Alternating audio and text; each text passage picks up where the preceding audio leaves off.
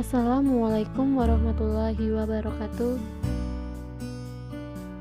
Kami dari kelompok 5 yang akan mempersembahkan video pembelajaran terkait resolusi konflik.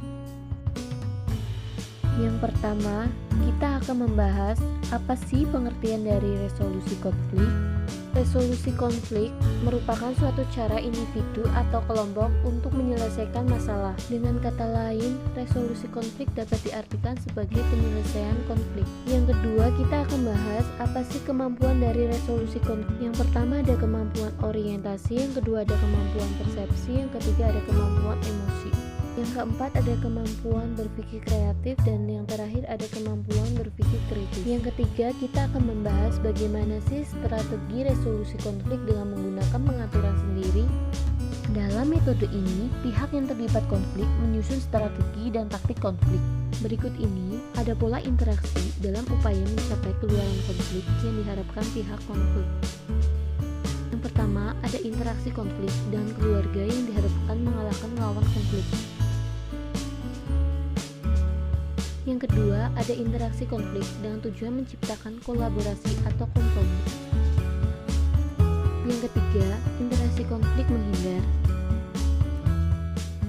Yang keempat, interaksi konflik mengakomodasi.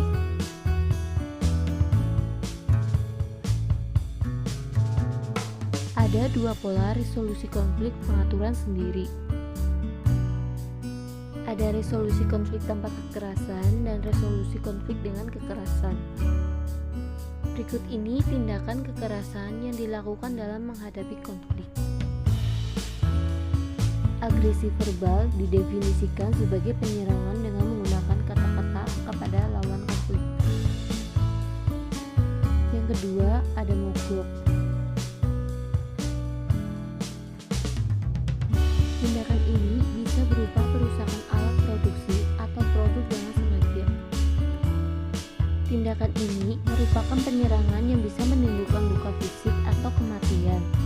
Yang terakhir, kita akan membahas bagaimana sih strategi resolusi konflik dengan menggunakan intervensi pihak ketiga. Dengan harapan ia dapat menyelesaikan serta dapat memperbaiki hubungan antar pihak yang terlibat konflik. Intervensi pihak ketiga dapat dibagi menjadi 4. Salah satu pihak atau kedua belah pihak yang terlibat konflik menyerahkan solusi konflik pada pengadilan negeri melalui gugatan. Penyelesaian konflik ini melalui perundang-undangan yang dikeluarkan oleh lembaga legislatif melalui pihak ketiga yang bukan pengadilan, dan proses administrasi yang diselenggarakan oleh lembaga eksekutif dan yudikatif. Negara yang menurut undang-undang diberi hak untuk menyelesaikan perselisihan atau konflik dalam bidang tertentu. Demikian yang dapat kita sampaikan. Terima kasih. Wassalamualaikum warahmatullahi wabarakatuh.